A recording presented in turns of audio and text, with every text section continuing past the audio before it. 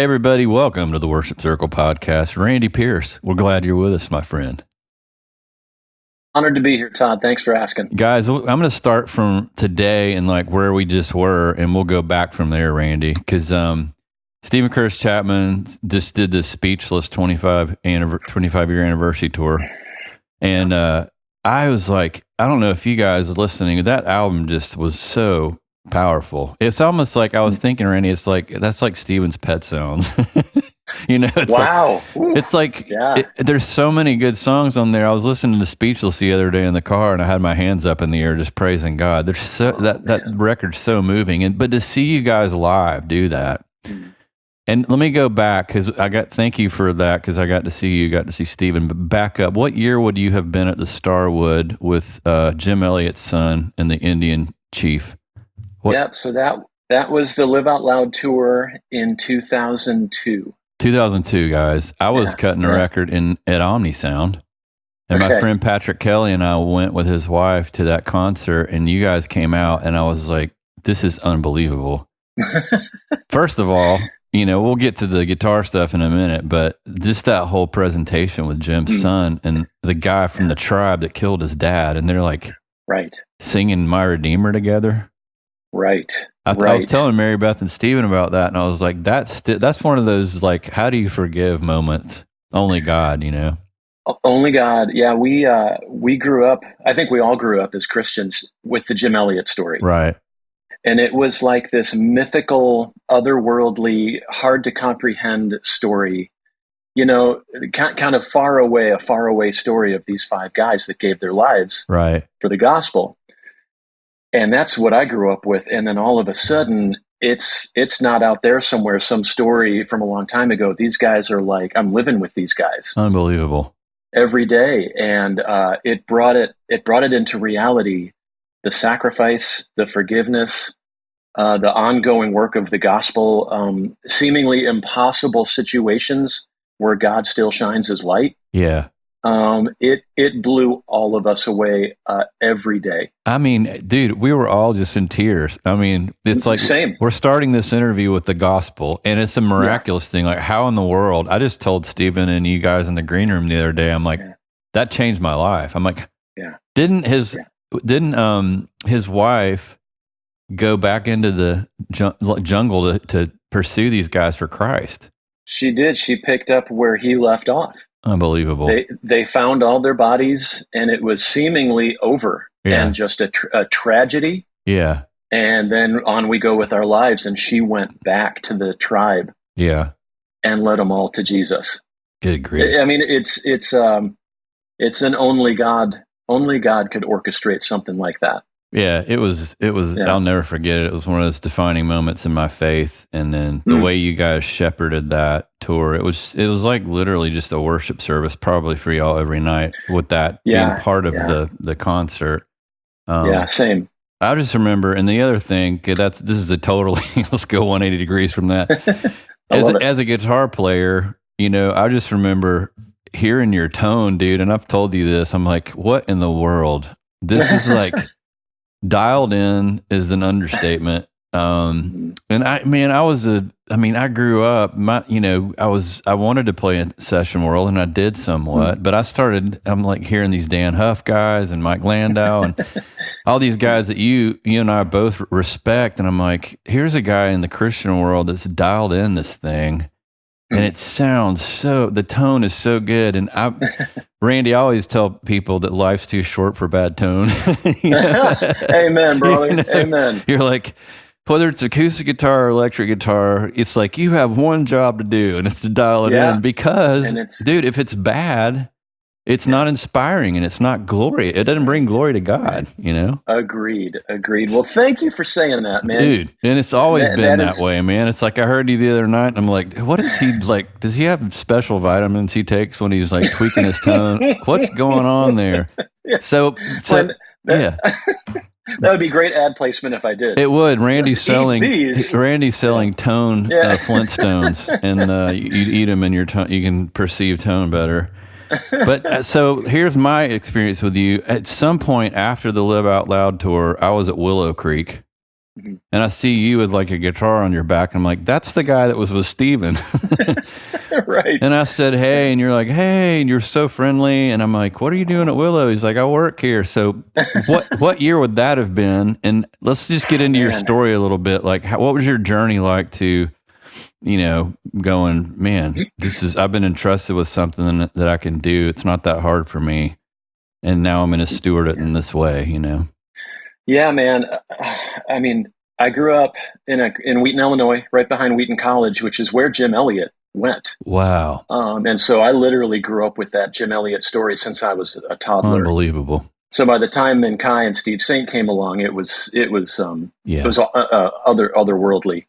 But grew up in Wheaton, Christian house, Christian parents, church going, the whole thing. But home life was not church life. Right. And I think you know what I'm talking about. Yeah. It was kind of this face that you put on Sundays that everything's great and we're all just doing great together. I don't know what you're talking about. But the rest of it's awful, let me tell you. Yeah, I know. No, I'm totally kidding. But the rest of the week was it was opposite. Yeah. And so it left me with feeling like, man, I don't know if I belong in church. I don't know if I'm supposed to be here. Yeah. At a really young age, simultaneously, like I was listening to Van Halen, and Aerosmith and AC/DC and Led Zeppelin and playing guitar, and that was just my world. So the concept of somehow loving God, being a part of the church with the music that I love, that moves me, it was a concept that I just didn't think it existed. Right. And so I never pursued being in church. Okay. Instead, I pursued music. I went out to GIT in Hollywood right out of high school. No way. Yeah, graduated from there, came back to Chicago, and just started teaching guitar. Okay. But I taught in a town that was like 10 minutes from Willow Creek. Okay. And heard through somebody that they were starting a student ministry that was aimed toward reaching unchurched teenagers. Wow.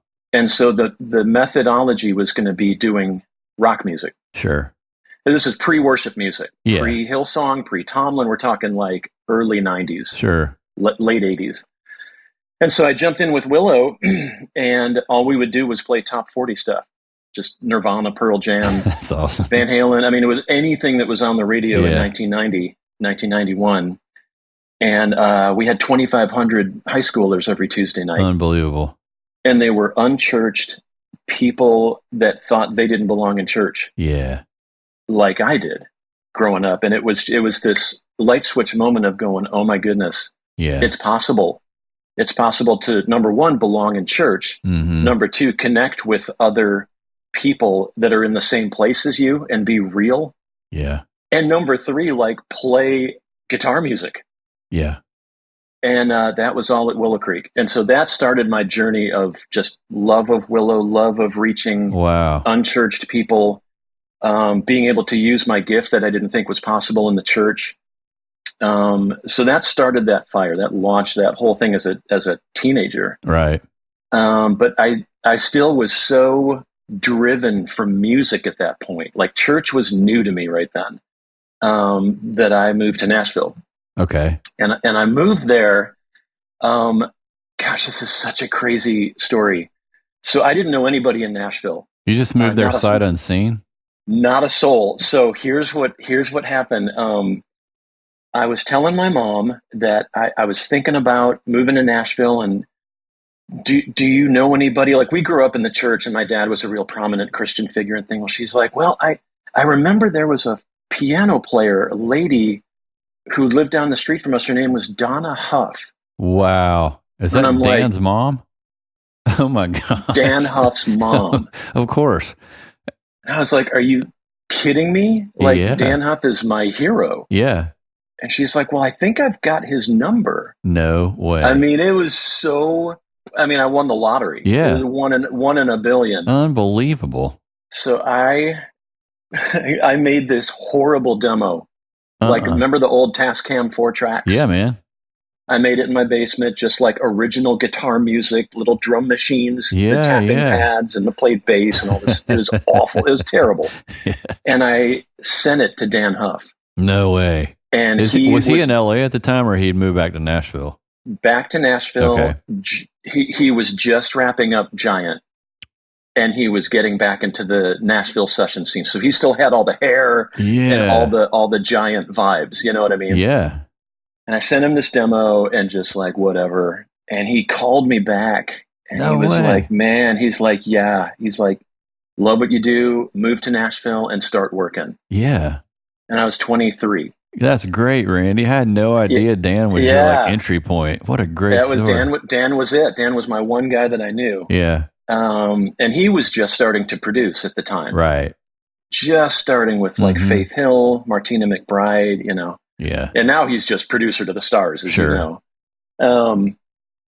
And yeah, so I moved there, and what he did was, he's such a great guy. I mean, he's a friend of mine to this day. Yeah. But he would send me on sessions where they were expecting him. Yeah.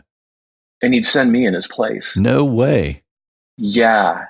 How did that go over? I was terrified. I was horrified. Like I was sick to my stomach. But he like, believed you were up to it, right? Yes. Yeah. And somehow I made it through. Yeah. And I kept getting called. And then, Dan had done Steven's Heaven in the Real World album. Yeah, I was going to ask you about that. He did the whole thing back to. What, JR on that record? JR was on that. Yeah. Maybe Lee Sklar. I can't remember. Yeah, he was. Okay. Yep. Okay, and so then Dale and Dave left Steven's tour at the same time. Dave Cleveland. This is all like within like weeks and months of each other. Unbelievable, man. Yeah, and so Steven called me and said, "Yeah, I just want to talk to you a little bit. Will you come out to my house?" And I went out to his house. Didn't know Steven at all. Barely knew his music. I mean, again, like I was not in church world mentality at all, Christian music at all. Right. But I met Steven and he was the nicest guy. Yeah. So humble, so really authentic. The conversation we had was about stuff going on in CCM, like good, bad, and ugly. Yeah. And he was so honest and real. We talked for hours. Yeah. And then he's like, okay, he goes, so rehearsals start tomorrow. And we have 3 days of rehearsal and then our first show. And I was like, don't you want to hear me play? And he goes, no. He goes, Dan Huff vouched for you. So unbelievable. Dude, what a great story, Randy. I didn't even know Dan was your connection. He was my one and only connection. To this day, I mean, now that I'm back in Nashville, here and there, to reconnect with Dan after like a couple decades has been incredible. We're both in totally different seasons of life. Yeah. He's coming back like as a guitar player, as you and the world knows, and it's so fantastic. Yeah. Everybody's just ecstatic. Yeah. But again, he's another just super humble guy, and he loves to help people out. Yeah. He just loves to build into other people. Didn't he do the same thing for Jerry McPherson? Did the same thing for Jerry. Jerry came up from Texas and he was like, Dan recommended me. Yeah. Yeah. So that's what Dan loves to do. And he just loves to see people succeed. And he's an incredible person. Yeah. So yeah, man, that's kind of my Nashville. That's kind of the Willow, Nashville, Steven Curtis the connection, everything all together. But then as far as when I connected with you at Willow, I always felt this pull back to Willow because of what I experienced as a teenager. Right. And so even though I was touring and recording and do all that stuff, I would always come back to Willow and volunteer. Yeah. And just do their Easter, do their Christmas, whatever they needed. Sure. Like out of Nashville, you know. And and the time came for them to hit me up to come on staff. Right. Rory Noland. I remember Rory, who I think you know. Heart of the Artist, yes. Heart of the Artist. He's a legend. He hit me up to come and work there.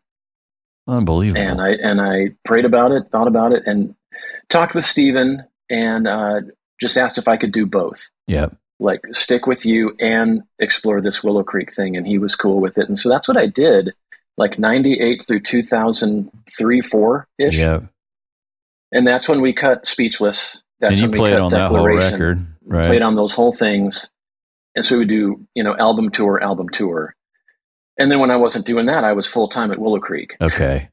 And I started a family at that time too. Yeah. So it was a crazy season of life, but it was so rich. Yeah. But it came time where it was like, this is too much. I have to make a decision. I have to choose one or the other. Right. It's that kind of crossroads where you feel God saying, whatever you choose is fine. Yeah. It's not like one's good and one's bad. They were both so great. But I decided to stay home and stay with my little kids. Wow. And Willow was just a rocket ship, as you remember. Yeah, it took off. So when you and I crossed paths, I had probably just left. The Live Out Loud tour was my last tour with Steven. Okay. With Menkai and all those guys and Steve Sand. That was my last tour. No way. And then I left Nashville and like closed that door 100% and went full on ministry. No way. Yeah, for like 2 decades. Yeah. And you were at Willow for how long? About 11 years, all said and done. Yeah. Yeah. Man, so any session stuff going on in Chicago at that time, like while you were playing at Willow? Because did you get to exercise that creativity muscle? I mean, Willow was so all-consuming. We did weekends, we did midweeks, and we did conferences. That's a lot. And it was constant. Yeah. So there was really no margin. Okay. You were lucky if you ate or slept. Right. But I did do a session with Richard Marx. You told me about that the other night. Tell us about that, man. Did Dan recommend you? Did Richard or something? Oh man, he did not. This was totally separate. So I had done a session in downtown Chicago through Willow on one of the albums that we made. And the engineer was also Richard Marx's engineer. Okay. And so years later, he recommended me. Oh, man. And so Richard Marx, I knew he lived in Chicago, but I mean, not really, like, I don't know. Yeah. But he did. And he lives on this like mansion estate in a suburb. Yeah. And so Richard called me up to come out and do a guitar session. And I was petrified because I grew up on his stuff. Mike Landau and Steve Lukather were his guys. Oh, yeah. Richard's guys. And I mean, it was just like so daunting. I can't imagine. But I drove out to his place and it was just Richard and me in his control room. Yeah. And my pedal board. And I sat on his couch to track, and he sat on the backrest of the couch over my shoulder. Watching me like from above. Yeah. Like a hawk. And he would sing in my ear as I played. And it was musically one of the greatest things I've ever experienced. Unbelievable. So there wasn't a lead vocal on the track. He was helping you by singing it. He was helping me by singing, and he would kind of coach some sounds or some parts, and all sitting over there like perched like a gargoyle, and but so nice and so gracious. Yeah. And I finished it up, and he was like, "That was great, thanks for coming out." And he's such a nice guy, and I was just like, yeah. And then I wound up moving to Denver. Okay. To take a worship pastor job at a church called Flatirons. Yeah. And then I got another call from Richard to come do another session. And I was like, oh no. So I had to turn that down. Well, it's probably new for him to have anyone in that area that could kind of do the LA sound, The LA sound, yeah. The Landau thing, the clean, like hyper clean, chorusy thing. Yeah. Yeah. God, that's such a cool story, man. It's cool that God gives us these little moments where we get to, just be with people and know they're really gifted, but they're real too, Yeah, absolutely. Absolutely. So let's talk a little bit for the guitar players out there. Let's talk a little bit about tone and gear, and then I want us to move into what you're doing now, because you've worked with a lot of teams. You've been helping teams, learn how to work well together and to pay attention to stuff they need to pay attention to make things good. But it's just, what's your tone journey been like? Because I know, even with watching Dan Huff's post now on YouTube, you listen to Dan talk, and it's funny because he's like, I really didn't know what I was doing. Yeah. And there's, the Strat, and he's got the James Tyler pickup stuff and Series Parallel going for the guitar players. And then he's got a couple of like Pacific Woodworks cabs, stereo, and the power amp thing. And I mean, I was doing that back in the day. I found out what Dan had. I had a Strategy 400 and a quad preamp. And I was like, oh yeah, perfect. And you haven't lived till you stood on a massive stage with side fills and stereo with a boogie. I was like, it literally sounded like Landau or something, with the chorus thing going. It feels like that's coming back, but like, what would you have been using on that Steven Curtis tour? Was it Bogner stuff maybe? And has it always been kind of the same signal flow and same approach, or has it changed up through the years? Man, I mean, when I went to Nashville, I had the refrigerator rack. Big old guy.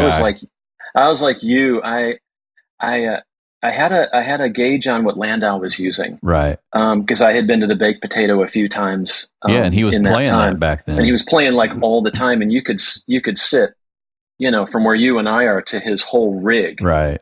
And so I would just kind of look at it and take notes and go, top to bottom, and like that's what I bought. It was like just a reproduction of Landau's rack. Yeah. And so that's what I had, the Bradshaw switching system. Everything was stereo at all times. That's so awesome. And that's all I had. I didn't have any pedals. I didn't have anything else. And so everything I did was the rack, 800-pound rack that I would, load in and out of my Jeep. Yeah. My wife, bless her heart, would like grab the other end of my rack and load it in. Dude, was it like a 24 space rack back then or something? Oh yeah. It was humongous. It's bigger than the car. Yeah. And it was ridiculous. But I didn't have anything else. And I mean, that was the sound. That was what you had to have expecting. all those components to turn on your volume knob and it sound like that. Right. And like instantly, like you didn't have any time to, mess around and find something. Right. But so I did that for, like years and years in Nashville. But then the pedal thing came back. Yeah. It came. I remember Dan was using like classic 50s or something. Yeah, he was using classic 50s. He had a little, I know because I borrowed it. Yeah. I didn't have anything. Yeah. And he would loan me his gear just because he knew I didn't have anything. He had, remember the old Boss gray pedal board? Yeah. It was like a 6 pedal. They were form fitted. Like an ME6 or ME5 or something? Yes, that's what I used. Holohan used an ME5 and that was it. Yeah. He goes, this is my rack. They saw exactly. And so that's what I kind of transitioned back into. So it wasn't stereo at that point. It wasn't stereo anymore. Okay. And all of a sudden stereo was like lame and old and we don't want that anymore. No. And so then everybody was selling off all their rack stuff. Oh man, yeah. But it was cool because then full tone hit the scene. Mm-hmm. And the OCD was the big thing. Oh yeah. Way huge hit. Yep. Just one by one, these boutique builders started making great stuff. Yeah. And then it was cool. Yeah. And so to this day, that's where I'm at. I'm back to pedals. Yep. Were you running stereo the other night? So I was running stereo. So I was mono for a long time. Yeah. And I was really late. I don't know how you were with this, but I was super late to the direct IR modeler game. Like I was like the last one on the bus. Yeah, you were like, this is for the birds. Like it'll never feel like an amp. Like no air, no hair. That's right. No air. Right. Right. And but I heard that Steven was going to use the Quad Cortex. Yeah. On the Speechless tour. Okay. And so I was like, okay, so I should probably look into this. And so I messed with some stuff and it's all great. I feel like it all kind of does the same thing. Yeah. But I landed on the Tonex The Tone X1 that's like the size of a cigarette lighter. Unbelievable. You told me that. And I'm like, I've got my friend Alex has one of those, and I'm like, tell me more. Yeah. It's an amp, right? It's just the amp model, 1 amp model. It's an amp modeler. It's an impulse response. So it's a model of an amped cab and the actual amp. So really what you're hearing is what you would hear if you mic'd up an amp. So do you have 2 of those to go stereo? I got one that you can come out of it stereo. Okay. So I have it coming out stereo into all my stereo effects. Unbelievable. And then what amp are you modeling? Different ones for different songs, or? Yeah, right now you can, with the little one, you can A/B it. Yep. You can just go back and forth. So I go back and forth between it's a Fender Deluxe and a matchless DC-30. Of course. And that's it. And so that's what I went back and forth on for the tour. Yeah. Yeah. And then use your pedals for anything. Yep. To accentuate that. Yeah, for sure. Lots of Marshall tones. Amazing as always. Thank you, man. Especially when you do the drop D thing. It's like Goliath is walking through the room. Yeah. Yeah. Thanks for saying that, because I was a little self-conscious about it. No. Because I just had never used it live on that level. Yeah. And it worked out okay. And Steven was happy with his stuff. Yeah. And there wasn't an amp to be seen. So no one broke their back. No one broke their back. Pulled their back out. Our hernias were happy. Well, man, as you know, I remember literally if the 57 was like a quarter of an inch off sometimes on the cabinet, the whole tone would change. And I would be like, if somebody trips and bumps something, you're messed up. You're like, right. Right. So there is this kind of trade-off between peace of mind and knowing this is going to be exact night after night. Right. And the uncertainty from venue to venue, as you know, is brutal. We did an outdoor show with Steven in the last couple of years, and I was using an amp, and we put him underneath the stage. Yeah. And then it started raining. And it's like you're in the show, and it's like pouring rain, and I go back to pack up my amp and found that it had been sitting in an inch of rainwater. With electricity, with electricity. Just stuff like that. I mean, that stuff happens all the time with amps, and they're so finicky anyway, that I just kind of go, wow, this technology, I think, has kind of saved the guitar world in a lot of ways. Yeah. I've been playing the Line 6, what is it called? I'm blanking. The Helix? The Helix, yeah. Yeah. And they got the new one coming out, so I'm sure it's going to be better. It looks awesome. But here's the deal, and you know this. At the end of the day, I feel like you dial in what you've always dialed in. It's the same. Yeah. Yeah, you're like, and Dan was doing the video the other day, and for those of you guitar players listening, it's like your approach is probably similar to mine. I want to hear the guitar. Mm-hmm. I want the guitar to be able to breathe. I want it to be able to respond to whether I'm picking near the neck, near the bridge, in the middle. Mm-hmm. And then, so that's a thing. And you want to just give this kind of blank canvas with that sound. And then from there, you can add and take away. Right. But if you don't start with that, the other thing I'm learning, man, it's like I got this new Tyler, which I love, by the way. Yeah, it's beautiful. And it's crazy what, and Landau does this all the time, but it's crazy. Like I back the volume knob down a couple clicks and it sounds better. It's like, there's something about a 500K pot that's a little harsh to me. Yeah. And if you pull it back just a little bit and you dial your amp in to suit, it's like money. The guitar breathes a little better to me. I don't know. Yeah, I completely agree. And what's cool about that is you can literally have one pedal. Yep. One crunch pedal that if it's dimed, it's your lead tone. And if you back it off, it's your rhythm tone. Yep. Back it off a little more, it's your clean tone. I love that. I just remembered the days, man. I had a JCM 850 watt, and played in the basement. But I just remember with my Kramer, I was on a Van Halen kick. You turn it down like halfway and it's perfectly clean. I'm like, this is the best clean sound.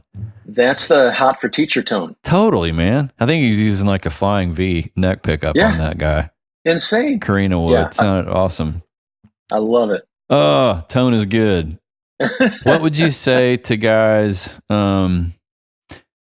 to not get lost in the weeds of all that. Because I know if you're like me, man, I spent night after night in my basement messing with tone, and at some point you're chasing your tail. Yeah. And so I remember the guys that would get new pedals all the time, and it's like, man, at some point it's either a tube screamer, you know. Yeah. At some point you have to live life and wake up and see nature, and not be so engrossed in it. Like, I don't know. I don't know if you've been that way where you go down the hole so much that you're just like, I don't even know what I'm hearing anymore because I've, you know. I do, especially when Eric Johnson came out. Yeah. When he hit and his tones were so like heavenly. You never heard anything it's like a it. Violin. Yeah, and then you start investigating him, and he is a tone chaser. Yeah, knows the difference in batteries. And then it's like, oh, well, maybe this is how I should be. And then it kind of gets you out into no man's land. But so definitely went there, had the huge stuff. But man, I'm like you, where now I just want a few tones. Yep. A good clean. It's kind of like a low to high gain. Yep. A low, a mid, and a high. And that's all I'll ever need. You just want the old quad preamp again, man. That's it. The quad, man. The quad was awesome. Man, let's talk while we're on guitar and before we get to teams. Let's talk about just how do you approach the song? You know, because right now we live in a world where there's multi-tracks for churches and, you know, listen to these parts. Yeah. But as a guitar player who's played on sessions, been in that world, Dan's been in that world, like, what are you listening for with the band? What are you listening for when you hear a song to kind of build what you're doing and not like kill what you're doing, if that makes sense? Yeah. Like, totally, so I've heard people say, when in doubt, don't play, you know? Like, yeah. And I remember listening to Dan, I would like study Chicago records and like, he didn't come into verse 2. Like, let's start with that idea, you know? Right. But it just, as a guitar player with songs and tones, what are you thinking about to bring what you do to the party without it taking over the party, you know? Yeah. I mean, that's such a good question. I think a lot of it is going to sound really simple and stupid. Yeah. But it's just listening. Yeah. As a guitar player, you always come in with like both barrels loaded. Right. Like you have your licks and you have your sounds and you're ready to rock. Yeah. And you're kind of like the guitar by its nature kind of takes over. Yeah. It's capable of like filling all the space if it wants to, which is why there's so many virtuoso, guitar players. It's all them. And that's kind of all the music needs. But to listen to what else is going on around you, a lot of what Dan says is probably what I'm going to say, because I heard it from him. Right. But the vocal is crucial. Yeah. And if you can get a vibe of where the vocal stops and how much space there is before the vocal starts up again. Yep. And ends of phrases, those are good places to fill. Yeah. But even at that, like, listen and see if somebody else is filling. Yeah. I mean, it's just constant listening, but it is just a lot of restraint. Yeah. And I feel like if you're working with a great producer, like I work with Brown Bannister on both of those Steven albums, right. and everything we did actually, I think, was with Brown Bannister. Yep. I'm sorry. That sounds amazing. He's so good. Oh, he's great. Yep. He's so great, and he's great at giving honest feedback. Yeah. Like I would track a part and like we would cut as a band and get the form of the song, and then we would go back individually and fix or add or whatever. And I would track and I would just be in the zone, and I would hear the tape stop. And Brown would be like, okay, so you're a little out of time.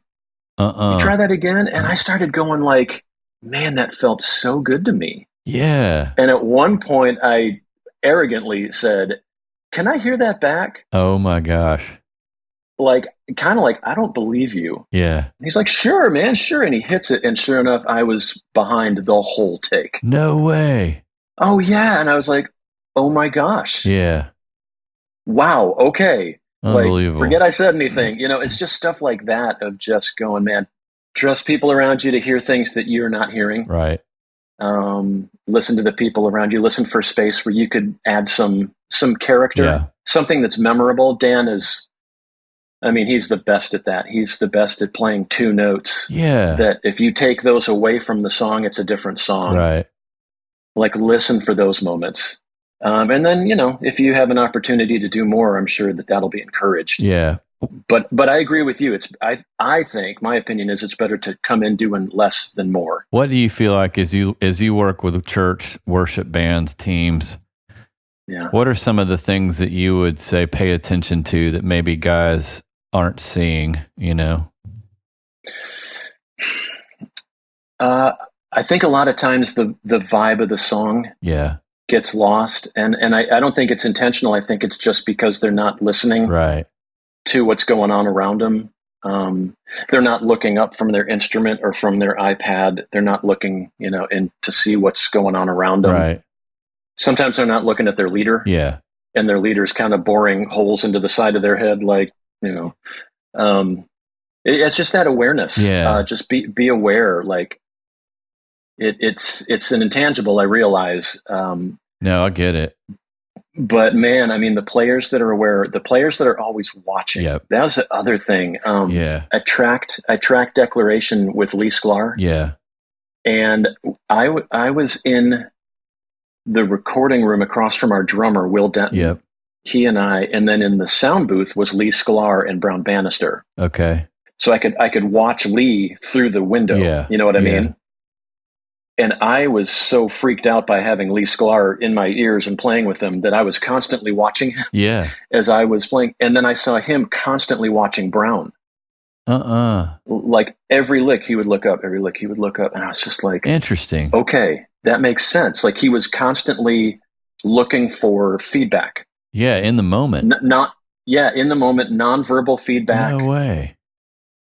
It's just this. It's like spider sense. It's like Spidey sense. Well, it's like this. You said something that my friend Nathan Knuckles says is like so many. And I used to do this. So many of us have so much of ourselves in our mix. We're not even listening to anybody else. Right. And so just that awareness. Step one, like get enough of people in your mix that you're hearing what's going on in the playground. So Right. What not to do or who not to step on, or you can say, "Hey guys, what if we tried this? Because you're doing this and I'm doing this." And right. I always like to think like I love it when players and musicians think as a producer like we should all in a sense be producing. Yeah, and be open handed with that in a team and just go, "Hey, how do we make this? Maybe we need to not make this as complicated this week." Yeah. I love that open-handed. That's one of my favorite phrases. Yeah. It's become a bumper sticker for me at this point because I say it so often. But I love it because it lets me know, and hopefully teams know, to not hold on to your idea so personally that it's your wife, that you're married to it, and if you say something about it, you're insulting my wife. Mm-hmm. Like it's just a guitar part. Yep. And I remember Dan saying, "Don't be married to your part." Yeah. That's a quote. Don't be married to your part. And if they like it, great. If they want to hear something else, pretend it never happened. Yeah. And again, just do what's right for the song, for the moment, for the atmosphere, whatever that is. Wow. So many, oh man, I'm sure you've experienced this. And I'm sure I was this way too at some point. Like, you're like, I worked really hard on this. Yep. I practiced this and I got it really good. And now you're telling me that you want something else. Yeah. Like that stings, as a musician. Yeah. That hurts your ego a little bit. But man, especially in the context of worship, where you're all trying to redirect focus onto the glory of God. Yeah. There has to be this kind of open-handed trust. We're all aligned, going for the same thing. Yeah. Whatever that is. Yeah. I think when you get little egos involved and little, this is mine and that's yours and don't play in my sandbox. I mean, that's when teams really, as implode. Yeah. This is a good segue, Randy, into kind of where you've headed recently, just in your professional world. We talked about this about a year ago, and we talked about it the other day when you were in Atlanta, but just tell everybody what you're doing, because sometimes you got a team, you got volunteers, you're like, man, how do we make this better? Can we really give ourselves an honest look and what might we need to pay attention to maybe let go of some of the things that are holding us back and maybe stretch toward things that would allow us to, to exist as a team and to serve in more freedom and a lighter load than we're carrying now. And that's kind of what you're doing now, right? Yeah. So I was on staff at church for about 35 years. Yeah. Full-time, part-time, whatever that looks like. And in the last year, I stepped out on my own. I left church staff and launched my own ministry called Pearce Ministries. And all it is jumping into churches and helping wherever they need. Right.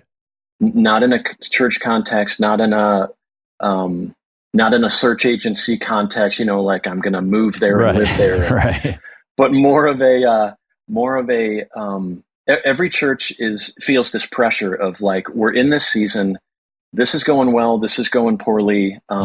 This leadership just took us in a place we didn't want to go, and they're not here anymore. Right. It's like every church has a story like that, and then Sunday just keeps on coming. Yep. And it's that pressure. Yeah. And it's kind of crushing. And you've lived in that off and on. And have I lived in that. So I know what that feels like. And so I just wanted to offer something that I've never been able to offer being full-time, which is, full-time is blinders on, forsaking all others. This is my world and don't bother me. The rest of, church world. Yeah. Now it's just like, I can go, do you need some infrastructure built? Do you need some team mentorship? Do you need worship leading? Because you don't have anybody, whatever that looks like. And it's like, man, I'll be there Sunday. Yep. That's so good. So it's it's as simple as that. It's an experienced consultant role for worship teams. Yes. Somebody that's Yes. Yeah. So how do people listening, if their church is interested in having a conversation to take this further with you, how do they get in touch with you? Yeah, I've got a website. It's pearceministries.com. PEARCE. Yep. pearceministries.com. Cool. Yeah, you can log on. There's a thing on the homepage where you can just kind of reach out. Yeah. And I'll get that note and get back to you. It's got all kinds of info you can go through. Lists services that I can offer. Some are remote. Yep. Planning center, multi-tracks, playback. Yeah. One-on-one mentorship, like all that stuff can be remote. But what I've found is that people want someone on the ground, on site, to work with their teams. Yeah. And it's great. I love it. So if you're listening and your church is in a space where I've done this before too, it's just brilliant, but just highly recommended, Randy, for this is to be able to come in and just be with you, put eyes and ears and heart on the ground of maybe you're going through a transition or you've been doing this a while and you're just kind of going, I wonder what the next step is for us. Or there's just some tension in the team and you need an outside person to come in and play Switzerland. That's always a good thing, somebody that doesn't have the history that can just come in with your history and all the experience you've had of working in different churches. That's so cool, man. Todd, thank you, man. Thank you. You've been a big, on top of just being one of my good friends and someone I really admire. Oh, thanks, man. You've always had an encouraging heart and an encouraging demeanor. And I think that's the piece before I really knew anything else about you that drew me to your leadership style was that encouragement heart. And what I've found is that, we all need encouragement, right? Yeah. Encouragement's never bad. These teams that I've jumped in with just need encouragement. Yeah. Yeah. And to be able to do that and use that gifting, I think it's a spiritual gift. It's beautiful. It is beautiful. And sometimes it's as simple as that. Well, I'm in this season, man, with some of the therapeutic work and story work I've done with some of the friends in worship circle. And I'll say this to you, I was talking to my friend Adam Young the other day. I was with him in Colorado and I'm recording this instrumental album here at my house, and it's just taking my time, but it hit me. And Adam's been trying to help me see this, and I'll say this to you too, Randy. But there's no one else that will ever live in history that will play the guitar like Randy Pearce. You get all of your influences, all of your moments, all of your heartaches, all of your triumphs, all of your joy. There's no other human that will touch the instrument the same way, decide to play the same note and phrases. It's just infinitely impossible for that to happen. And it should, for all of us, make us go, man, what a gift God gave me to be the one me, you know? That's awesome. And so for you, I love it's that. like, man, and for those of you listening, you may be at a satellite church or something that's off of a main campus, and you're not, it doesn't matter how many people you're in front of. It's like the hands that God gave you, the heart that God gave you, the brain that He knit together. There'll never be anybody that plays like you. But in order to get to that spot, you have to do the work. Like you have to put the ingredients in the soup that are going to stew and over time make this amazing flavor. And that's where just being a good steward of the gifting comes in. And you've done that, man. And I just give you big kudos, dude. Thank you, man. That means a lot. Thank you. Yeah. Do you have family that also plays? I do. I've got a brother. I thought so. His name's Glenn. Yeah, I was going to bring up Glenn. Didn't he play with Smitty for a while? He did. He played with my friend Michael Olson when he was playing with Michael, I think. Oh, okay. Yeah. Okay, yeah. So Brent Milligan, who played bass with us, was with my brother in Smitty's band. Okay, with Michael Olson. With Michael, yeah. That's awesome. And so my big brother, he's 5 years older than me. Is he still playing? He's not with Smitty anymore.